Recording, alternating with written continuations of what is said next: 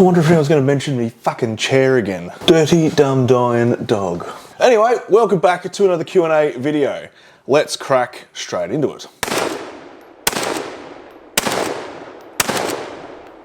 In no particular order, curious around your current collection of scopes, what guns are they currently used for and why? Almost all of my stuff is Leupold. One thing that does fucking shit me to tears when people say Leopold.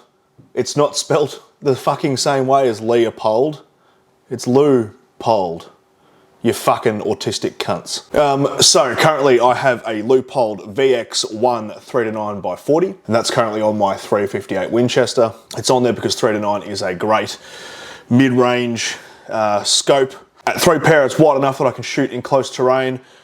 At 9 power, I can zoom in enough to get good shots out to a couple hundred meters.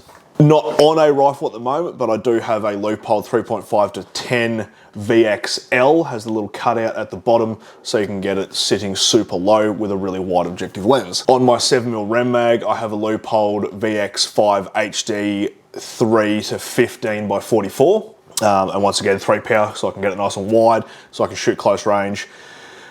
And 15 because that's my gun that I shoot it to, 400 or 500 meters with. On my rifled barrel shotgun, I have a Leupold shotgun, and it's a 1 to 4 by 20, low power variable. I also have a Leupold VXR Patrol 1.25 to 4 by 30 by 25, whatever the objective lens is on that. I've had that on a few different guns. That is being put aside because that's going to go on my 358 Winchester when I finish building it. And then on my 22 to 50, the only thing that I own that's not a Leupold is my Franklin Endura, which is a 3 to 25 by 54, 55, something like that. I can't remember off the top of my head. I will be doing an individual review on that scope coming up. What are your current recommendations for hunting scopes, brands, models, blah, blah, blah. Anything that I just mentioned is excellent. I don't use anything else. I pretty much stick to Leupold now because I know what I'm going to get when I buy one. They're extremely light and they do exactly what I want them to do. So that's just what I stick to now. I've tested a lot of scopes throughout my time, and that's just what I've stuck with. So that's what I'm going to recommend to you. I can't recommend the Falcon Endura yet, but it's looking pretty good. Breaking the stigma on barrel swapping, like a 243 to 22 to 50 or a 270 to 300 Win Mag, could be a handy skill for WA gun owners. I didn't realise there was a stigma on barrel swapping. Done all over Europe. It's very, very popular. Is there a stigma on barrel swapping? Sure. Why not? Fuck, there's a lot of WA stuff in this. Thoughts on WA limit licensed firearms owners, fucking English, to 5 hunting guns, and do you think it will spread to other states? I don't really give a shit about WA firearms laws.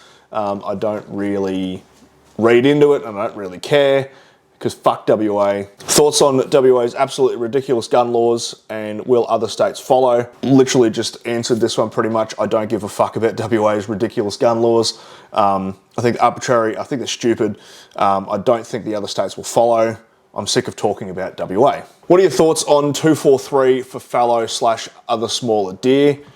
For us New South Welshians that can shoot deer with whatever we fancy. Well, for starters, you're saying, what's my opinion on 243 for fallow, and then go on to say that you can shoot whatever you want to shoot with, whereas in Victoria, we can also shoot fallow with 243. Anyway, so I think 243 is adequate for fallow. Stick to your heavier stuff, like up near the 100 grain end, and you're going to be fine.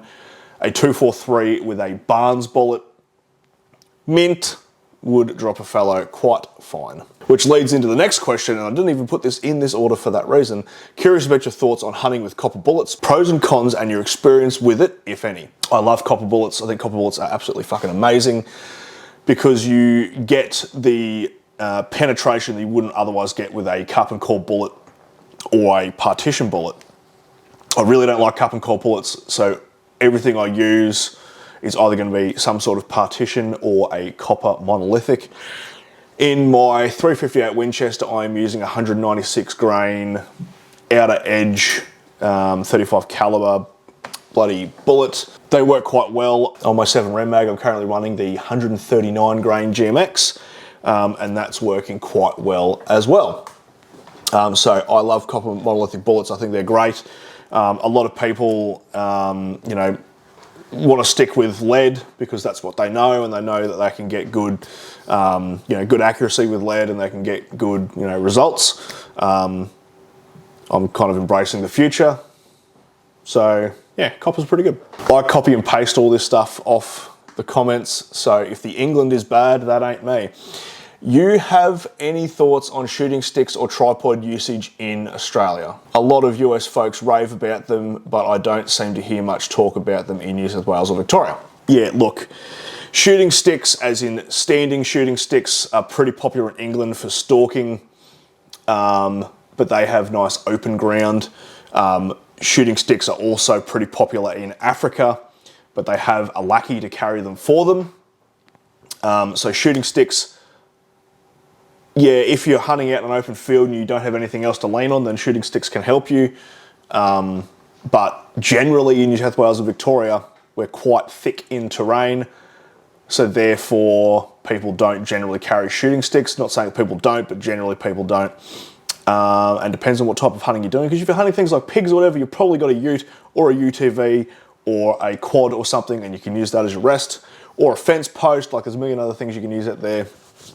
So yeah, tripod usage, I don't really know anyone that shoots with a tripod, especially for hunting. They probably do for target shooting. If you were doing heaps of calling for foxes and you didn't have a vehicle, then tripod shooting would probably be very, very cool, very stable. But yeah, no, you're right. There isn't much of it going on. There's a lot of there's some varmintas that are on YouTube. What's that bloke, Edge of the Outback or whatever? He uses a tripod, I'm pretty sure. Yeah, I personally don't. If I was doing a more fox hunting without being in the UTV, I probably would, but because I'm in a vehicle, I don't need it, so therefore it's not really an issue for me. Do you rate 300 Blackout for hunting? I feel like I've been through this before. Not particularly. For things like pigs up close, yep, fine. Yeah, I don't actually really like 300 Blackout. I think it's an overrated cartridge. How did you go finding a good pair of rangefinder binos? I didn't. I'm definitely not buying the Vortexes because they can fuck right off. My mate has a really good pair of Swaros and they're old and excellent. The glass is amazing. The laser in it is really, really good. But I think he paid about $3.5 grand and I'm not ready to commit to that. What I did do though is I just bought a cheap $400 Leupold handheld bloody LRF, and that's working fine for me right now. Would you consider upgrading hunting rifle stocks to MDT or KRG, etc.? If I'm carrying it around, no, because I don't like carrying heavy weight. My fox hunting rifle is in an MDT XRS chassis. I think that chassis is absolutely excellent, but I walk a lot when I hunt big game, so therefore I do not put my hunting rifles in stocks. This goes back to the tripod thing.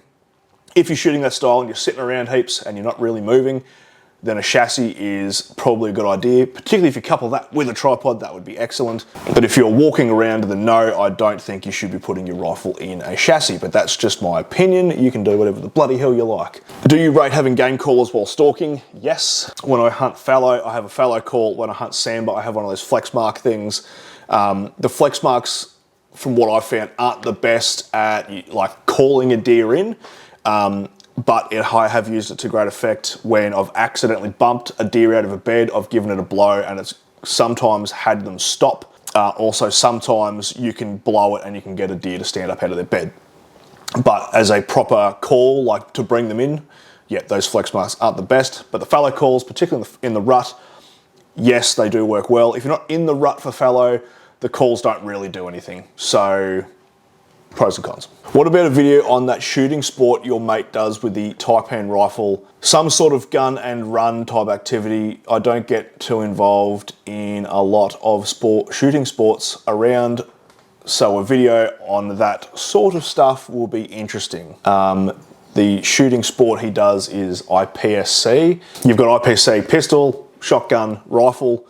So that's the running and gunning thing that he does. I can ask him, Jeff, drop a comment below. If you want to do a video on IPSC rifle shooting, let's team up and we'll put out a video of IPS rifle shooting. And if he doesn't want to do that, then you can all fuck off. 300 WSM opinions. I like 300 WSM. I think it's a pretty cool cartridge. Me and my mate were talking about doing a 300 WSM conversion on a rifle the other day until it came time to talk about ammunition prices, and holy shit, that shit is expensive. I didn't realize how expensive 300 WSM was. I thought it was more comparable to like your 300 Win Mag, 7 Rem Mag, stuff like that. We were looking at like $130 a box of 20, which is fucking outrageous. I think Ballistic is a really good cartridge. I love the fact that it's short action. I like the design of it. I think it's pretty cool. But the price is fucking ridiculous. But given an option of all cartridges, I actually don't really like 30 cals. I'm more of a 7mm person, so if I were to get one, I would get the 7 WSM over the 300 WSM. Or 35 Samba, because the 300 WSM necked up to 35 cal, because that's pretty cool.